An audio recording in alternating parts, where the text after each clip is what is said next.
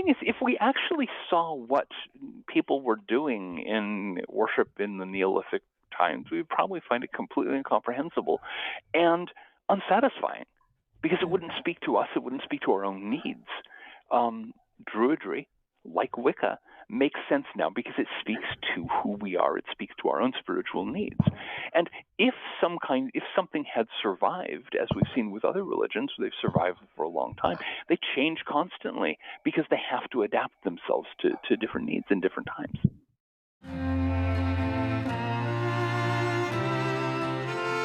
Welcome to Coffee and Divination, a podcast about the arts of obtaining hidden knowledge in changing times. Join me, Joanna Farrar, to chat with experts from around the world on tarot, runes, geomancy, and the many ways divination can help us navigate and plan our paths ahead.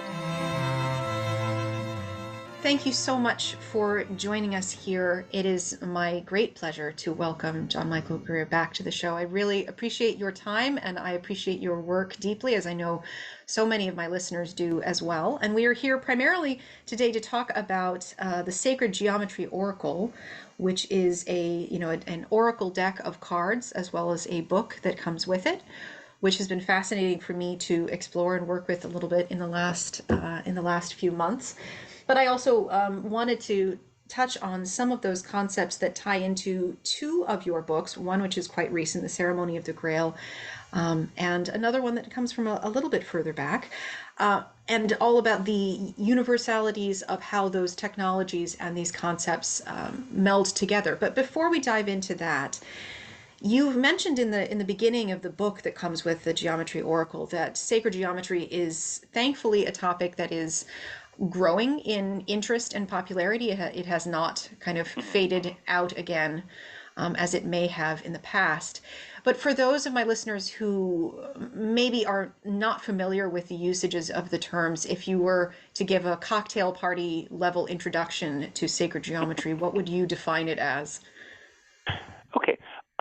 I would define it as the use of geometry as a source of symbols and of insights into the spiritual realm. We use practical geometry for things like cutting wood into the right shape and things like that, or laying out foundations for houses. But there is also this very old tradition of using geometry as a source of mind training, of symbolism, of meditation, and let me stress right now, we are not talking about doing proofs. We are not talking about the stuff that put you to sleep in your middle school or high school geometry classes. This is a very different kind of thing. Yes, absolutely. Although I will say one of the things I want to first point out for people who are not familiar with the Oracle deck, something I appreciated as someone who has not spent a lot of time with geometry or with math since my educational days, at least from the standpoint of geometry, although as a professional musician, obviously I do have a connection to math, but that is in a very performative way. In the book, you lay out very clear instructions for how to formulate and draw and actually physically make and interact with these shapes, as opposed to just simply describing them, showing a picture, and then giving an interpretive meaning. What can you speak briefly about why you feel that is so important? Because I really appreciated that. Oh yeah. No. Creating the geometric symbols, creating these patterns, starting from really simple bases, the point, the line, the circle, and then building up from there. It's part of the training of mind. It's part of the training of the body. I mean, if you there you are with your straight edge, your compass, and your pen. You actually have to put some of yourself into it. You have to watch the thing come together step by step as you do the construction, and it gives you a much more hands-on, much more personal encounter with these geometrical patterns than you get from just looking at pretty pictures on a screen or something. Absolutely. There's a quote that I had to include here, which is something my friend and I were just discussing this morning, where you said, as in so much of life, it's more important to do things than to understand them intellectually.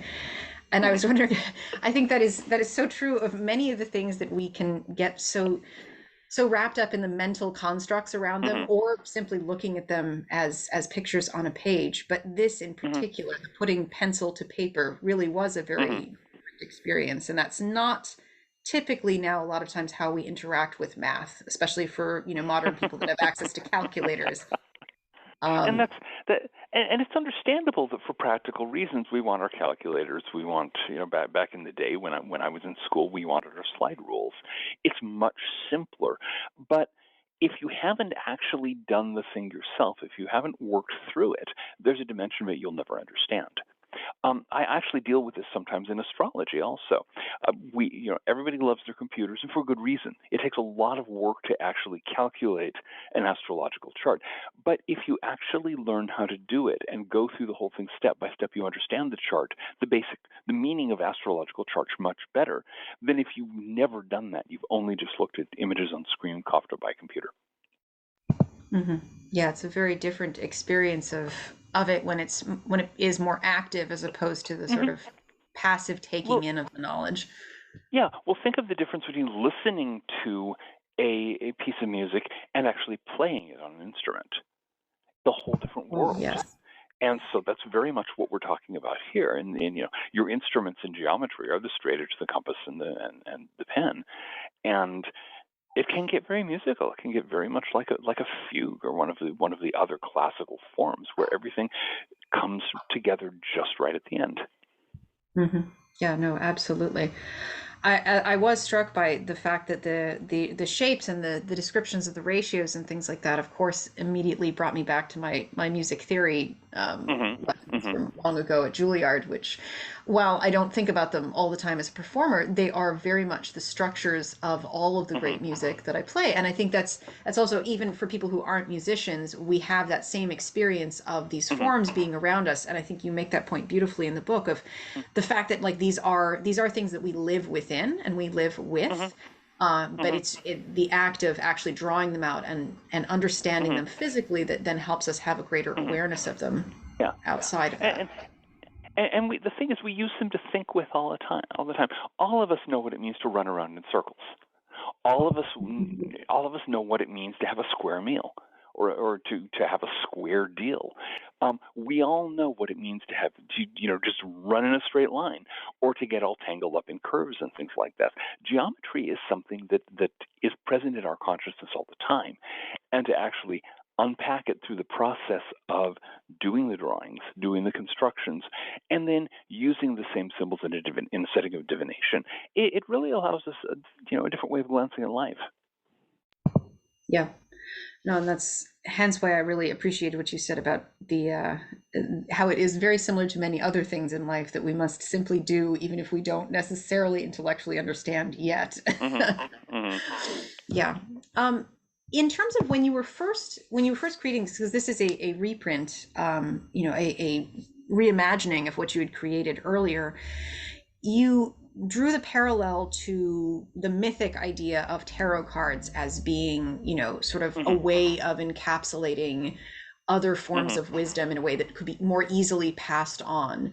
When you were Hmm. creating this oracle deck, you mentioned that was part of your thought process on it, was to try to have some form that could be easily understood or conceptualized for Hmm. people. Was there Hmm. more to, I mean, were you already using these shapes in a divinatory form before you set out to create this deck, or how did this creation actually come to be?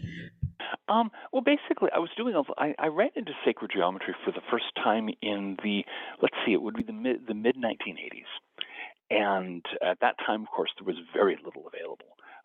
Let's see, Robert Lawler's book, Sacred Geometry, Philosophy, and Practice, which is a very good book, was available. That was actually the first thing that I encountered on the subject. There were a few older books that you could find here and there, and it was just a matter of catch as catch can. And I remember fairly early on when I was drawing these things out and doing the constructions and going, "Wow, these symbols have a lot of meat to them. They have a lot of meaning." At that time, I was in the middle of my Golden Dawn phase in terms of my own magical and spiritual training. So I was very used to the tarot. I was very used to astrology and geomancy, and so my head was full of divination systems. And so it came very naturally to say, you know this would make I could make a great divination system out of this if I could come up with a selection of geometrical figures, each of which has an appropriate meaning. And then it was a matter of doing a lot of meditation and a lot of experimentation and working something out. But I had the idea of using it as an oracle fairly quickly. It's just that it took a while to get to the point where I actually had a deck of 3x5 note cards with drawings on them, which is what I was working with at first. Yes, absolutely. And I think that it's interesting to me for people.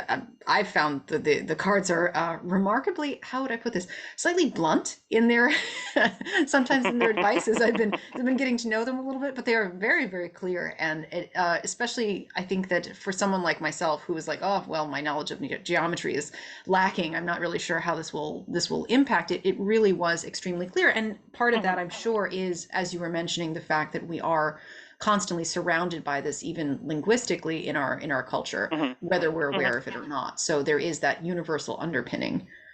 Exactly. We've got that underpinning, and because the symbols are very simple, they're very straightforward. There's not much you can do with a square.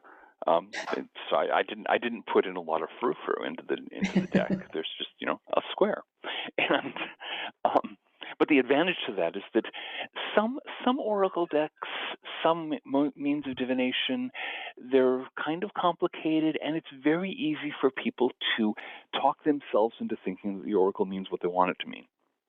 I've watched that with tarot, of course, for years.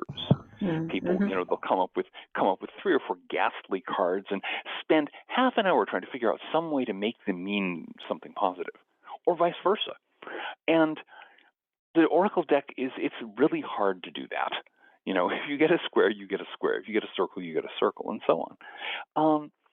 But also, the symbols are really hardwired into our culture, into our language, into our consciousness, and so it's fairly easy to use them to, you draw the card, you put down the square reversed, you go, oh, okay, I got it. And not to kind of delve too much into the source materials for something like this, but I'm just curious, when you were sitting down to create this, I mean, you, of course, some of the forms that are in here are like the Platonic solids, different forms of triangles that we should still remember the names of, like Isosceles, and it should still be somewhere familiar in our brains. Yeah. I don't think it's the equilateral and the right triangle, but go on. And outside of that, though, so outside of the Platonic solids, so a number of what is included in these as those 33 cards are what we would recognize from sort of Platonic forms. Did you look at ideas of sacred geometry from other cultures, or were you drawing primarily from sort of like Western traditions? I was just curious if there was, I was drawing this I was drawing this entirely from the Western tradition.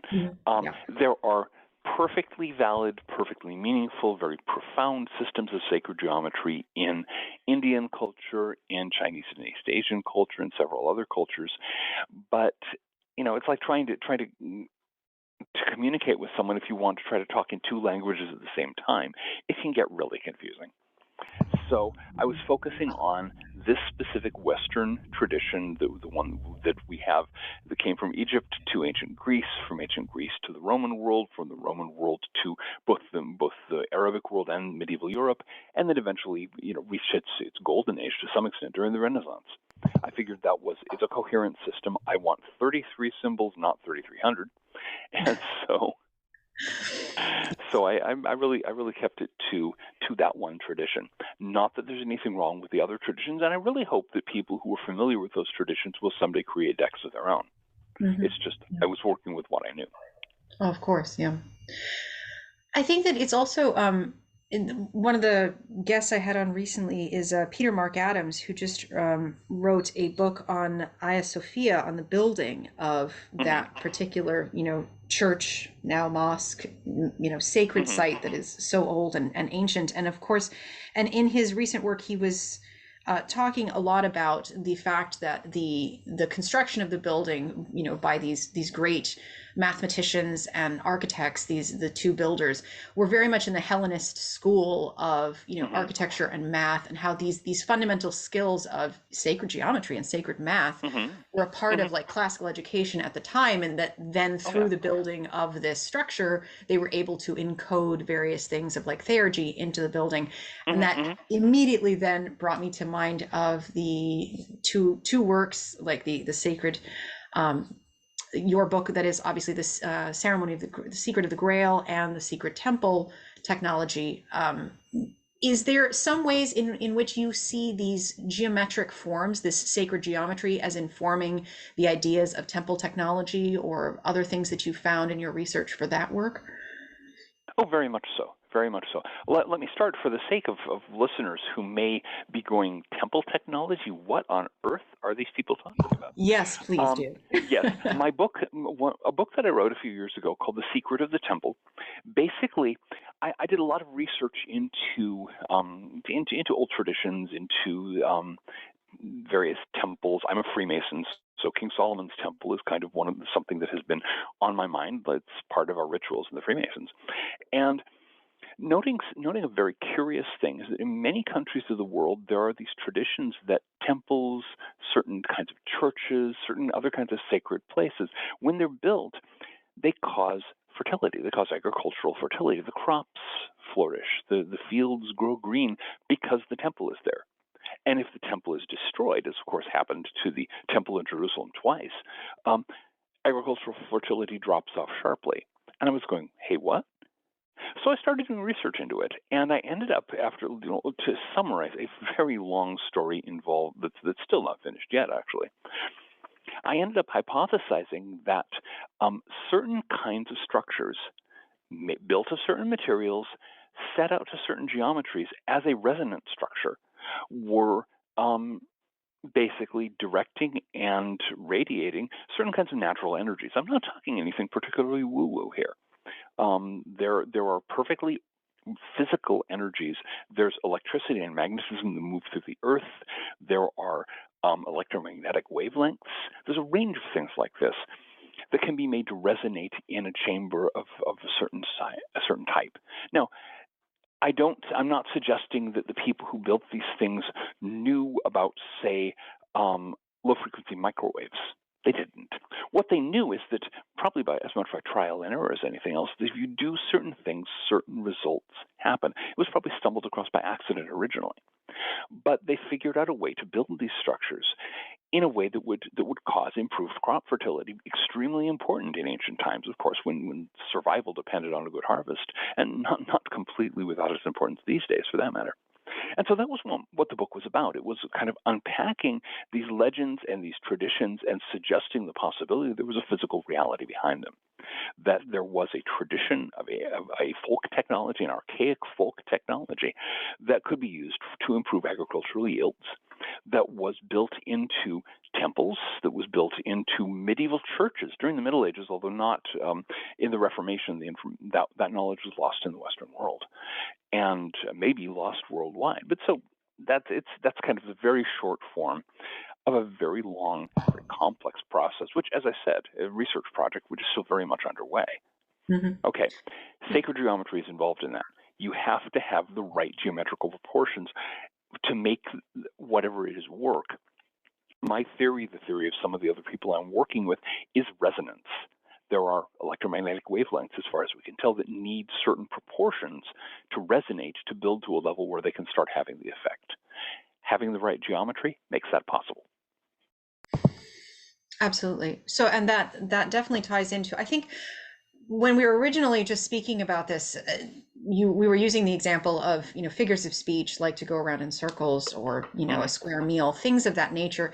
And I think sometimes people will have a tendency in modern day culture to say, well, yes, symbolically we can allow that this has like symbolic or psychological impact, and that is kind of accepted and perhaps okayed in our culture. But then to continue that and say, but mathematically there are also physical effects of this, which is what you were then discussing with the exactly. Resonances of that is geometry made manifest and actually having physical impacts, so that the spiritual meaning is not actually separate from the physical, because it actually does have physical It impact actually on the does world. have physical. I mean, think of it in ancient times, for example. It was very common. You'd do burnt sacrifices on the altar, animal sacrifices and things like that, and you take the ash and sprinkle it over the fields as to bless the fields. That's called fertilizing the fields. We know now there are important chemical reasons for that. Plants need some of the things that are in those ashes. They didn't necessarily know about phosphorus and so on in ancient Greece, but they certainly knew that if you put the ashes on the fields, you got good results. And so my suggestion, my hypothesis here is that there are several other similar situations where, in one way or another, people figured out how to do some really interesting things with naturally occurring energy and to benefit the crops. And that some of these things are no longer understood. They're no longer remembered. They got labeled, superstition back in the day, and nobody bothered to think, hold it, what if there's a physical reality behind this? Yes, I think in some ways that kind of goes back to the passive understanding of things as opposed to active, because if you are sort of interacting with these concepts of math and geometry and buildings as just ideas that don't have that just maybe have maybe symbolic resonance but not actually physical impacts, then you're not going to be aware of the difference in effects that you're going to have. Like, for example, my husband plays theremen professionally, and so he was just playing with organ symphony and stuff like that. So he is oftentimes, outside of like playing with symphony orchestras, then he'll oftentimes be pulled into schools to do little demonstrations, because of course the theremin is an instrument that you don't touch to play, because it uses electromagnetism, like the actual electromagnetic fields of the player interacting with the instrument. Yeah, and that is a physicalization of this idea that these forces can actually impact things to a degree that you can make an instrument sound. Like you can physicalize it and see it. And that's something our culture has kind of lost sight of, except when it's put on display by a musical instrument like that. Well, that's cool. Yeah. No, the theremin is a great example of one of these unseen forces that has a very, very dramatic effect. If you played with magnets when you were a kid, another one of these. Here we have, here's your magnet, here's your piece of iron. They're not in contact, but there's force. You can't see it, but you can certainly notice the effects. So yeah, this is a good corrective to some of the prejudices of our society. Yeah. But then I think that, so since you're speaking about these ideas that resonances and these technologies that may have been more universal or discovered by many different cultures and utilized by them was lost, there are elements of it that have been reclaimed, that have been brought back by various researchers, or haven't been lost at all, like some elements of Shinto religion and building techniques in Japan. Are there other examples besides Japanese culture where you feel like some of this has remained within our purview, or has it mostly been lost, would you say? Well, traditional Shinto shrines are still made in the classic geometries. They're made in the classic ways. Traditional Hindu temples are also a great example. They are made. That's something I'm in the middle of studying now, learning more about the specific geometries that they use to lay out their temples and how they operate them and so on. And there's a fair amount still known there.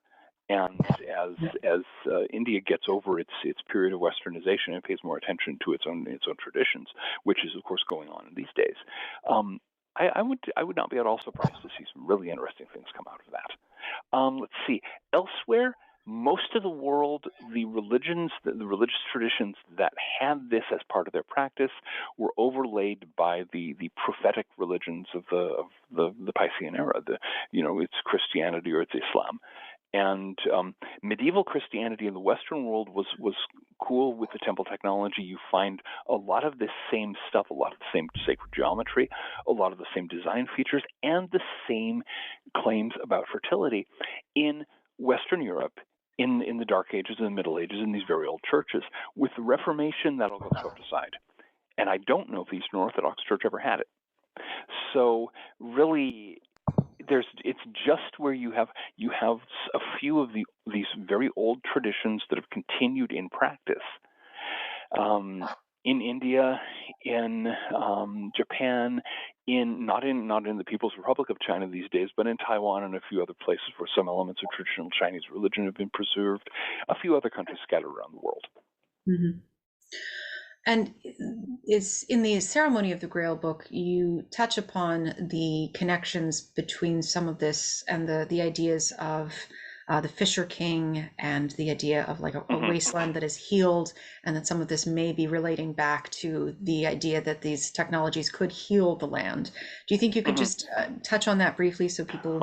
Oh, wow. Oh, I know. I'm sorry. Can you synopsize an no, entire book for me in a paragraph? I Yeah, know that's not. exactly. It's not fair. No, the Ceremony of the Grail is really one of my most complicated books, because it really spun off from The Secret of the Temple. I started talking about how the Grail legend is actually connects to the temple technology in various subtle ways, and this whole idea of the wasteland that can be healed if somebody asks the right question. I mean, talk about a way of saying in neon letters 14 feet high, pay attention. Something is hidden here. You have to approach it with the right question, and then you'll understand. But there are all kinds of things going on connected to the Grail legend.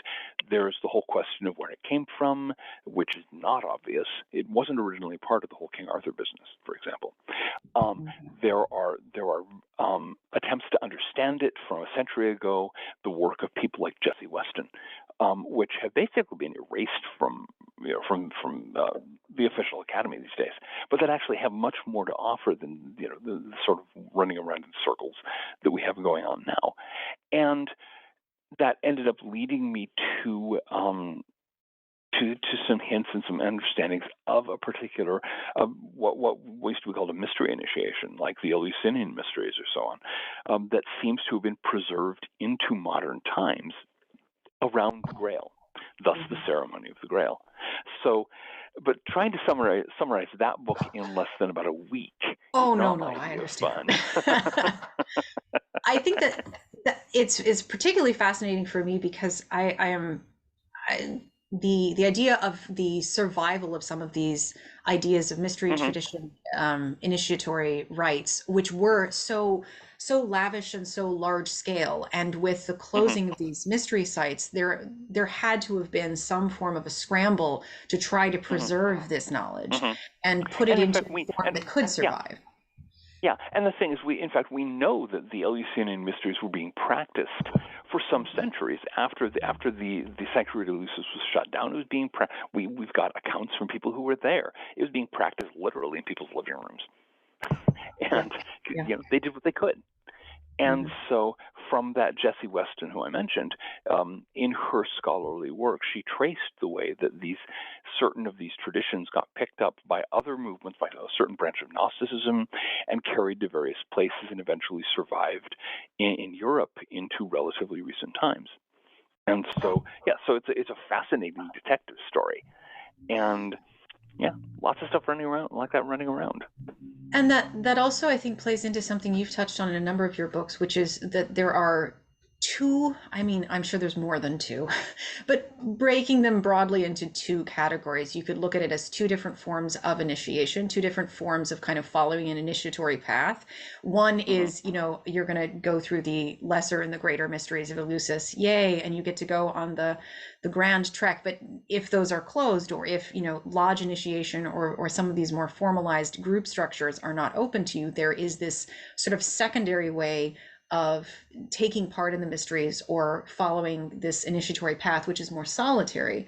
And to me, I think that's fascinating, because it looks to me somehow like these myths are pointing to perhaps survivals of groups, like you were saying, doing things in people's living rooms, or attempting to have them survive in smaller forms, which I'm sure happened in many places, but then also trying to perhaps put them in forms that could be understood on even a lesser scale than that.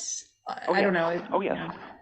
No, that's the thing, is that what you've just described is the story of Western magic, because it started out in the temples of Egypt, okay, where you have a cast of thousands, you have these glorious stone structures, you have, pharaohs providing ample funding, you can do things on the grand scale. And then as traditions were transferred from there, as ancient Egyptian civilization broke down, transferred from there to Greece, to Rome, they were going on in progressively smaller groups. They weren't being persecuted yet. Then, of course, the Christians took over. We had the persecution, and more, and on and on and on. And you had to be able to do something in private, where a situation where you might be able to meet your teacher once a month in secret, and you have half an hour of murmured conversations in some isolated corner of the woods, and then you go home by a different route and hope that nobody saw you. And that's your instruction. You then have to have something to do for the next month to work on that. And so we eventually end up with systems of self-initiation, systems of training that don't rely on that extensive personal contact, much less the cast of thousands and the huge stone structures. So this has really been the history of the Western magical tradition. This is our background. This is where we come down to the present by way of. Mm-hmm. And so, to the extent that can be done with the Grail material, to the extent that it can be done with the temple tradition, it can certainly be done with sacred geometry. Mm. Yeah. In fact, one of the things a book that we haven't mentioned yet, The Way of the Golden Section, which is the first of a series of books that are basically providing a mode of self-initiation for people who are interested in working with this kind of occultism with sacred geometry as a major focus. And so I've got let's see, 2 books: Sacred Geometry Oracle, The Way of the Golden Section, the Occult Philosophy Workbook, and I got 2 more coming out, and more in the process. I will have quite a little curriculum for people who are interested in that. That was literally what I was going to mention next, so that was perfect timing. And there we go. But I think please go ahead. No, just that was actually, I had that project in mind, the Golden Section Fellowship Project. I had that in mind when I first put together the Sacred Geometry Oracle back in its original edition. And unfortunately, that didn't happen. There were problems with the publisher. They decided to do a really, really ugly deck, and I was just going, this will not work. So I shelved it for a good many years, and only when, with the help of Eon Books, the current publisher in England who's doing these, was able to go back to the original thing, blow the dust off of it, bring out the Sacred Geometry Oracle in a mode that I really find satisfying, and then go on from there to start doing the rest of the system. Yes. Just before we go to that, I think we've been essentially talking about the concept of what is things surviving in different changing forms and yet surviving. And I think that I oftentimes kind of teach within the coven, or will sometimes have, classes for people who are interested in Wicca or witchcraft. And it's always, especially these days, obviously, Wicca has such a complicated history when it comes to our relationship with history. And that's the nice way of saying it. But I think it is always tricky when we have these conversations about what is actually a survival. What do we call survivals, and what is something that is something being reborn, that is a universal within a human consciousness? It's like, oh, well, this will always keep bubbling up. Does that mean it's a survival? How much do you feel?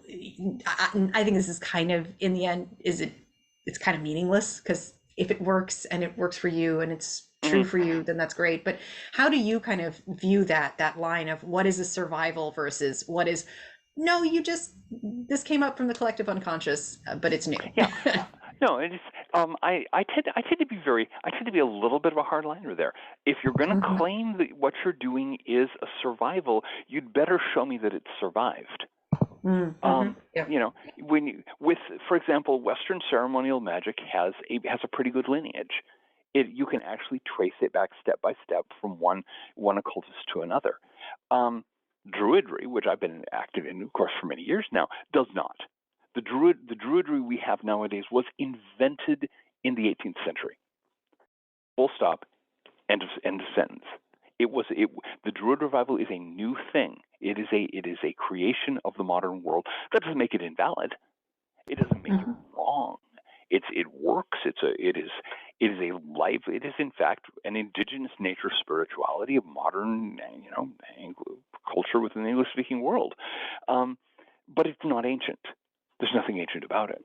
And I think, I wasn't there when Gerald Gardner was penning his first book of Shadows. I don't know exactly what all he put into it, but I tend to assume that, I tend to think based on what I know on the subject, that Wicca also, it's not the old religion, it's the new religion. That doesn't mean there's anything wrong with it. It's a perfectly valid religion, but it doesn't. It's not what you're doing in a Wiccan coven is not what they were doing back in the Neolithic. It really is that simple. I'm shocked. I'm shocked you would say such a thing. You don't know. My great grandmother initiated me. the thing about all of these endless lines of third degree grannies in the New Forest. I think they had a third degree granny factory there. They were churning them out at in batches. These third degree grannies apparently never had a single original idea in their lives. They got this stuff passed on from their third degree grannies, and they copied it down with absolute monotonous precision like a photocopier, and then passed it on to their students, completely unchanged. Is that something to boast about? But the thing is, if we actually saw what people were doing in worship in the Neolithic times, we would probably find it completely incomprehensible and unsatisfying, because it wouldn't speak to us. It wouldn't speak to our own needs. Druidry, like Wicca, makes sense now because it speaks to who we are. It speaks to our own spiritual needs. And if something had survived, as we've seen with other religions, they've survived for a long time, they change constantly because they have to adapt themselves to different needs in different times. So thinking about that, things adapting versus staying the same, I think for myself, my way in with looking at the sacred geometry and sacred math has to be through music, just because of what I do. So it's kind of the only thing that I know well enough to compare it to. And I'm kind of drawn to thinking about equal temperament and the difference between equal temperament and older forms of temperament.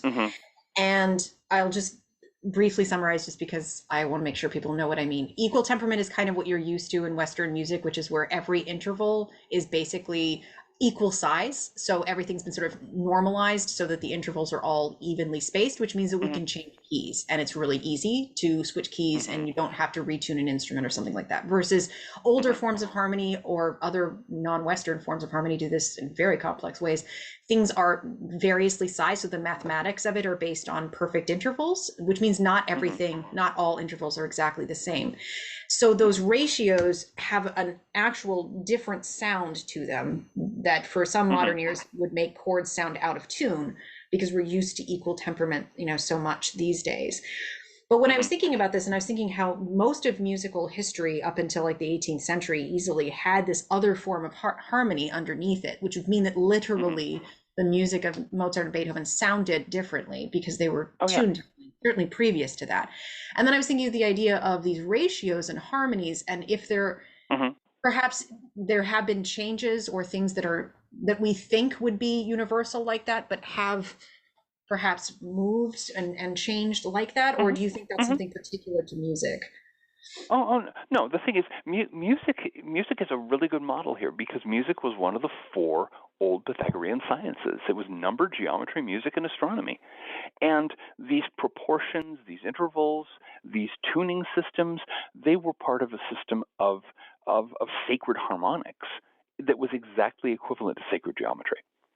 The thing is, if you actually take a little while to get used to some of the old tuning systems, just intonation, let's say, or Pythagorean intonation, some of the harmonies sound much richer.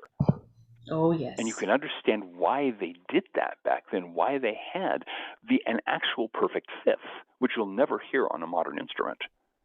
The fifth was actually perfect. As you say, you can't change keys. It's a lot harder to change keys. You also can't have the kind of modern ensemble that has bass instruments and treble instruments. Because they're not, the circle of fifths means that they're playing out of key with each other if they're perfect to themselves. And so, but they didn't use that kind of orchestra back in the day. Yeah. And so we've created this as with so much of the modern world, we've created this very narrow but very powerful set of techniques that allow us to do things you can't do in any other way. We have this system of equal temperament, and that's what makes it possible to play a symphony. That's what makes it possible to play some of these amazing creations. But you go back to Mozart, and he's writing the well-tempered clavier. No, was he the well-tempered clavier? It was Bach. That's Bach.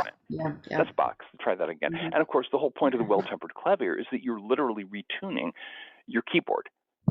Yeah. For each key, and this is what you play to make sure it all sounds right. and if you listen to the original version, it's remarkable. Yeah, as a violinist, we can get a little close to that when we play by ourselves. So when I'll play like solo Bach, you can get a little bit. You can do just intonation, but then it's really confusing because then you kind of have to be able to switch back and forth, which is fun, but. Yeah, I would say there are instruments where it would be easier if you actually get instruments that have fixed notes, and you can tune it to that. If you have an old clavier, an old keyboard instrument, and you can actually tune it to a Pythagorean tuning, and then thirds don't sound good at all. Major thirds sound horrible, but the fifths are perfect and the fourths are perfect. Yeah, no, absolutely, and the thirds are not consonant the way we think of them now. Exactly, yeah. Well, and they didn't think of thirds as harmonic in those days because they weren't. Yeah. And I think this to me has been fascinating because when I was thinking about how the effects of music in the ancient world were, famously always thought to be very powerful, hence, the danger of music. And for myself, I've always thought that perhaps there was something about the way that we tuned our instruments, like the fact that it was not using this equal temperament that sort of evens things out. And like you said, it's a narrowing, which allows for, a lot of things that are very beautiful to be created, but that perhaps there was some physical or emotional impact that was lost when we changed kind of tuning systems. That's kind of theoretical, but that also to me spoke to the fact that you were talking about these building structures and these ways of siting buildings being something that had physical impacts on the land. So you could kind of look at that and say, well, perhaps the music has physical impacts if it's done in a certain way, and then the buildings, if they're built in a certain way using these harmonies, also has impacts.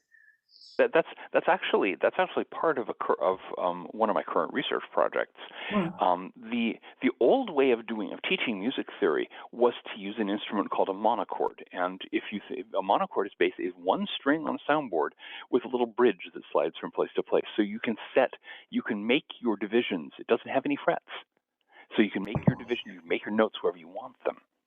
And so you would literally work out the intervals geometrically, slide the paper under the thing, and blink, blink, blink, blink at whatever the notes were.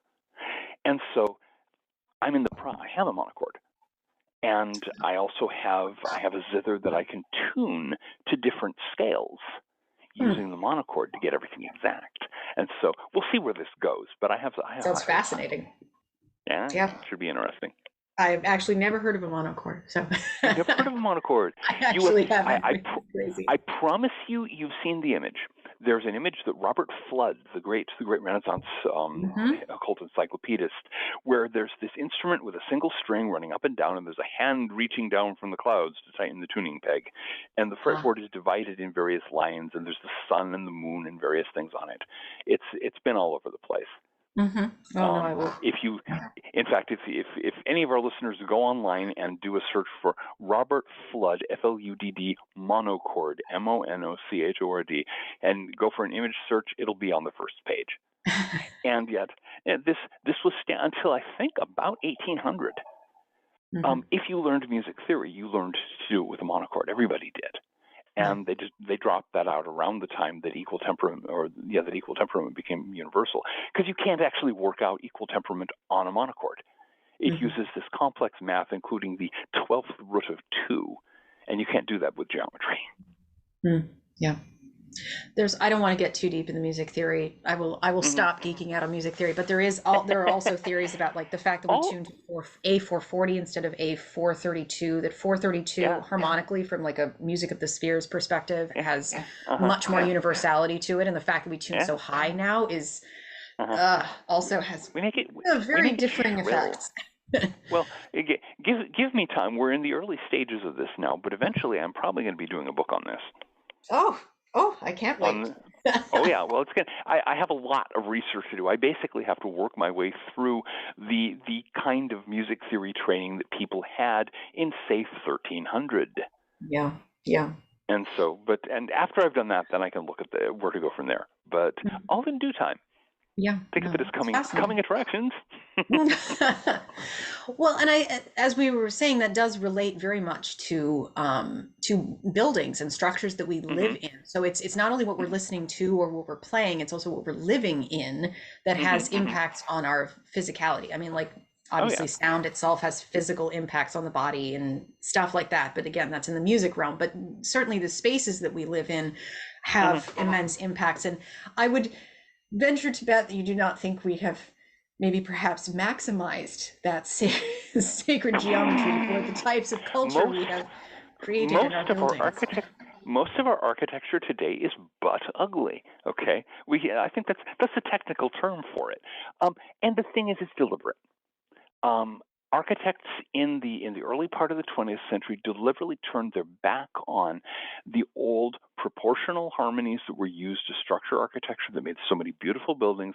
We've got to be modern. We've got to be cutting edge. We've got to be up to date. We've got to make it ugly. And so they did. And we're still stuck in this bizarre pursuit of ugliness for its own sake on the part of architects, but also, of course, modern artists. And I'm sorry to say some composers of art music have gotten into the same thing. Well, that sounds good. You can't have that. And so, we're going to have to outgrow that someday because it produces a lot of really ugly, really dysfunctional architecture and everything else.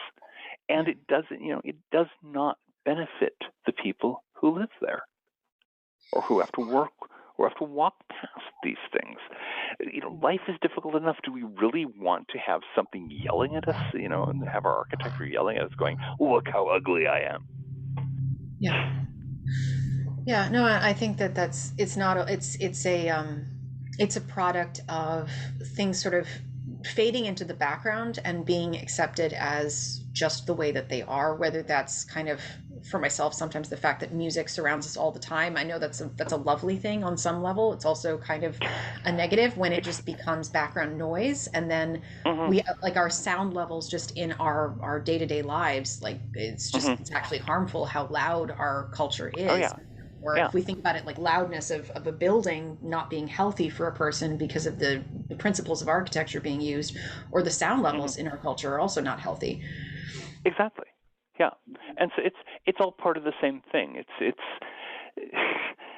I'm not sure what cultural force is behind this press to make things as ugly, as noisy, as miserable as possible. But it's a real social force, and I think it needs to be identified as such. And because only when we see what we're doing, I think people really go, no, let's not go there anymore. Let's pay attention to things that work. Let's go and pay attention to things that are quiet and pleasant and beautiful. And that idea of form and geometric shapes as part of aesthetics and the recognition of beauty and form, I'm assuming you would consider that one of the reasons for studying geometry as a sacred thing. Are there other things that you think pull people towards this study that is healthy about it? Well, I think that human beings are human beings, and what attracts them to something like this is going to vary dramatically from person to person. That's true. Some people, they're attracted to the clarity of the forms, to the beauty of them, to the prospect of patterns that actually have meaning and that put the world into some kind of order, some kind of meaningful shape.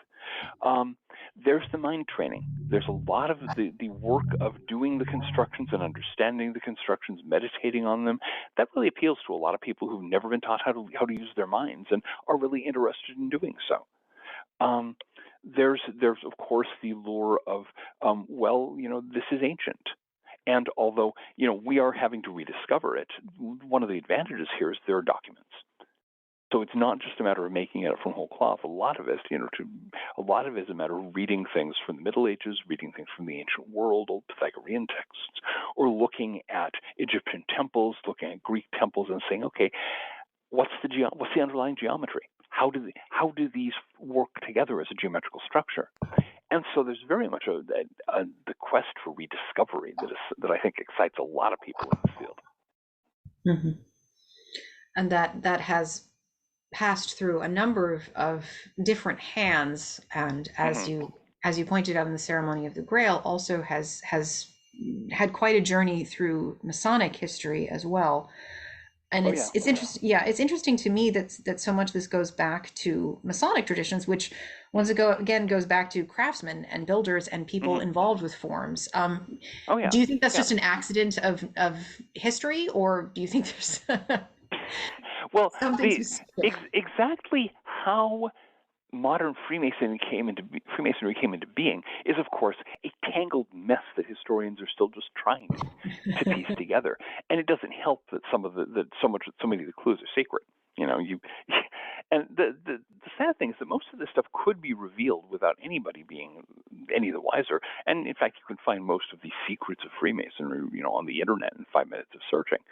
But there's exactly why what amounts to a medieval building trades union got the dust blown off it in the late 1600s, and gradually morphed into this weird combination of a gentleman's club and a society for the preservation of ancient knowledge, and then just kept on going, and is still going today.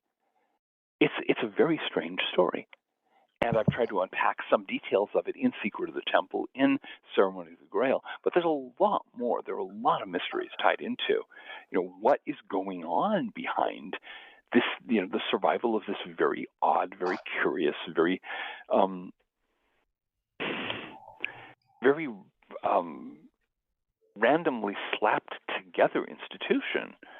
And why is it still around? Yeah. But I'm glad it is. I'm very glad it is, but how did it manage this when so many other organizations gave up the ghost a long time ago? Yeah, and I obviously very much enjoyed the Ceremony of the Grail book. I highly recommend all of your books. So what am I saying? But I really thoroughly enjoyed that one, and I think it was interesting for me because I think some of the amount that modern neo-pagans have had drummed into us, kind of something that harkens back to what we were talking about earlier, the idea that nothing is a survival. You cannot call it a survival. It didn't survive. End of story.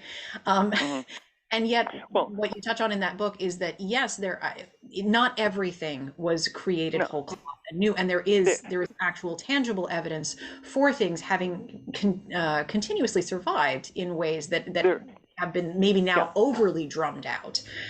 Yeah, there are survivals. It's just that so many of them are not the things that have been fashionable.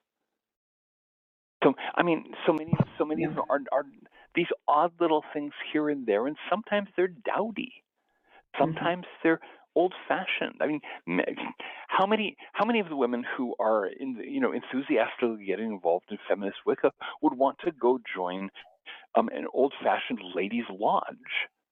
And yet, some of these things have been around for a very long time, and some of them have some very interesting stuff in them. It's just one of those things. It's so often, on the one hand, we want to claim that what we're doing is ancient. It dates back to 3 weeks before the dawn of time. And at the same time, our actual attitude toward things that are a little old-fashioned is, ew, that's old-fashioned. That's choose your negative buzzword, whatever negative buzzword you like. Whereas it's exactly the challenge of the old is precisely that it's shocking to us. It's precisely that it's not what we expect, and being willing to put up with that, being willing to suck it up and deal and say, okay, this is not the way I would do things. This is not the way I like to do things now as a modern person. But maybe behind all of this outdated, archaic claptrap is something really interesting. Maybe I should listen. Mm-hmm. So, yeah, I think that comes to something with divination. I've oftentimes found is that when you find that everything you keep hearing is exactly what you expect, perhaps there's something wrong with how you're divining on it, because you really should be getting information you don't expect. yeah. So sometimes, yeah, that's great. It does confirm what you already knew. But I think it's the same with looking at history. If you're only finding what you expect to find or you want to find, then maybe you're not really looking. Then you're not studying history. You're studying propaganda. Yeah. Yeah, one of those things. Mm-hmm. But that it is interesting to see how there are these traces that could go back. I mean, I believe in the book, though it's now been about a month since I read it, so pardon me if I misquote, but that there were basically traces that could even have come back to, shall we say, survivals from Roman times, from cultures that may have been there and existed, and while the names and the ways in which the practices were continuing, that they had some element that kept going, even if it was changing, because of course history and cultural things do change. If someone tells you that it hasn't, then they probably also, it's a mark of it not being correct. Yeah. Well, one of the things that I noticed doing a lot of reading into exactly this point is that there was a lot of taking pagan traditions and putting a very thin gloss of Christianity over them. We take rituals to Demeter and we turn them into a ceremony that's oriented toward Saint Demetrios, because that's good and Christian. Yeah. You come up with something out of the Bible and you put that over the top. You use a different name for the same ceremony. In fact, the Christians back in the Dark Ages were cool with this. There's a letter of instruction from the Pope to one of the missionaries who came to convert the English to Christianity, and the Pope is saying, look, don't tear down the temples. Turn them into churches. Figure out which saint's day is on the same day as whatever festival they hold, and make it a church dedicated to that saint, so they can still have their festival, they can still have their fair, they still have this nice building. Everything's the way they're used to it, except you just had a little change of religious practice. And so there's a lot of this kind of continuity under a layer of Christianization. You find the same things in Buddhist parts of the world. You find the same things in some Muslim parts of the world, where things have had a nice coat of paint slopped over them. And yet, just below the surface, there's something very archaic and very interesting going on. And this has been documented over and over again.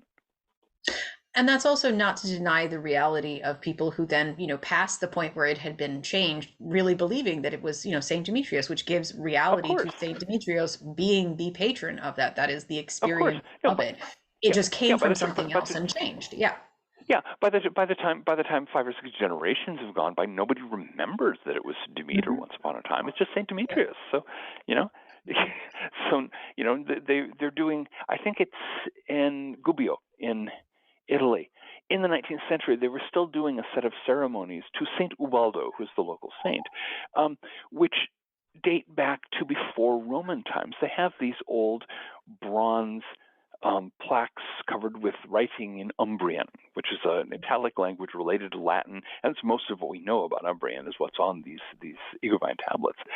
And so there's this continuity of festival practices from like 600 BC to the 19th century. Yeah. And it's just fascinating. All the names are changed, but some of the same practices remain. And nobody in Gubbio at that, in the 19th century had any idea that they were, doing this ritual straight off the Iguvine tablets. They just, it's what you do on the feast of Saint Ubaldo. Yeah. I think it's part of that, like the swinging back and forth of people kind of having to, it's the over course correction of having to sort of go away from the 19th century, like these villagers don't know what they're talking about. This is all from the mother goddess cult, to, then everything gets thrown out, and now we have to kind of crawl our way back to a Oh midpoint. yeah, yeah. No, that was As we that was always it. have. Every generation or two in the history of Druidry, you get somebody popping up saying, "Oh no, you guys are fake Druids. We're the real Druids," and they come up with something else, which is completely brand new. And then after a while, they get over themselves, and the other Druids, the older Druids, are saying, "Okay, kid, now that you've gotten." Now that you've calmed down a little bit, welcome to Druidry, and these innovations of yours can certainly be added to the collection. Yeah. I just wanted to finish up by asking if there's any other elements. Of course, you have, as you were mentioning, is a whole series of books about the importance of sacred geometry and how this can be sort of an initiatory path for people. So it is not something that I expect you to be able to just do summaries of. But is there anything else about sacred geometry that you feel we have not hit on that is very important for people to know, to be aware of, if they're if they're now really curious about this and they want to embark on this? The important thing is to take it easy and take it personally, to just start paying attention to geometrical sources, to pick up books on the subject, read some things. If be willing to be a little skeptical. If you find a book on sacred geometry that suddenly starts rabbiting on about the Space Brothers and the various conspiracy theory type stuff, you don't necessarily have to take that seriously unless you want to. There were a couple of books like that, I'm sorry to say. But it's an exploration. It's not something, nobody is going to hand you this set of geometrical diagrams on stone tablets and say, "Here is the truth about sacred geometry, memorize it." That's not, and there are people who try to do that, to ignore them. And just this is an exploration, and it always has been. In 500 BC, when Pythagoras was sitting down with people and teaching them how to do some of the geometrical things that he learned in ancient Egypt, he was saying, "Okay, now explore, now have fun, now play with this, and see where it takes you." And that's the one of the main things I want to stress about sacred geometry is that it's open-ended. It is not a matter of learning some fixed stock of diagrams and meanings. You learn certain diagrams, you learn certain meanings as springboards for your own explorations. And that's why, different buildings look differently. That's why different kinds of architecture look differently. That's why different modes of sacred geometry head in different directions, because it's open-ended. It really is open to exploration. I loved that in the explanation of, what was it, the square and the diagonal. You mentioned how Socrates has one of the, I think it's the slave boy, where he's attempting to prove another point, but he walks him through. The way that he proves his point is to walk this young boy through all the steps in order to understand this geometric, construct, and that it is that fundamental. Yeah, when the kid knows nothing about geometry, and yet he can go through the step by step and say, "Wow, yeah, that makes sense to me." So yeah, that's an example of how sacred geometry can be learned. And then the kid, assuming the kid had the chance to continue studying, he could go off and do things on his own. Yeah, absolutely. And I think that's what I really appreciate about your emphasis on the experience of doing, of not just reading about these things, but actually physically making them real for yourself, which I think is just so important and not stressed enough in a lot of different art forms. So oh yeah. Yeah. The occults are only one of those art forms that I think need to stress that more. I deeply appreciate your time and all of your expertise, and I cannot tell you how excited I am for whatever you are going to do with a music theory book, because my goodness, can you please, I can't wait for that. Well, and whatever else you are working on. I have a lot of texts in Latin to read before I can do that, but it's in process. Yeah, there are actually a couple of texts that I'm going to go back to that I've been thinking about lately that I can't get access to except out of like the Juilliard library. So I'll be having to beg for access back to my my old school in order to get back in there. keep your eyes open. If they're at all old, an astonishing range of stuff is available in online archives these days. Anything that's out of copyright, you can get the most amazing things. I will So definitely, just yeah. have a look for them. Yes, absolutely. Is there anything else that you want to share with people that you are working on, that is Well, upcoming or people should know about? actually, the one other thing I'll mention, I also do fiction, of course, as well as nonfiction. Oh, yes. I have a new series of occult detective stories, which will be the first of those. The Witch of Criswell is going to be out in next month. And the second one is already at the publisher. The third one is in process. My tentacle fiction, my let's stand Lovecraft on his head and have fun with tentacled horrors. That whole series it's been transmitted. It's been in transition from one publisher to another, but that will be coming out again starting in the fall. So Cool. my fiction lineup is expanding, and tentacled horrors want to wave high. I'm very excited for that as well. That is very awesome. Well, thank you so much for your time, and I hope that we will have more conversations. I deeply enjoy having you as a guest, and thank you so much. I will look forward to it. John Michael Greer is understandably one of my absolute favorite authors, whose work I highly recommend to pretty much anyone who is interested in anything occult. I deeply appreciate that the oracle he has created out of these ancient forms, like all of his work, has both an incredible depth to it and a beautiful ringing clarity.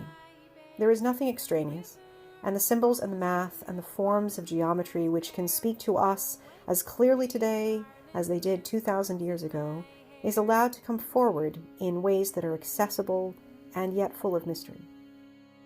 Music is my language of choice, obviously, due to my life as a classical violinist, and in both math and music and all other creative arts, when we pick up a pen to draw a geometric figure or take the time to sing or play music or speak a poem out loud, there is a thing which changes within us and which also resonates with the answering harmony of the universe.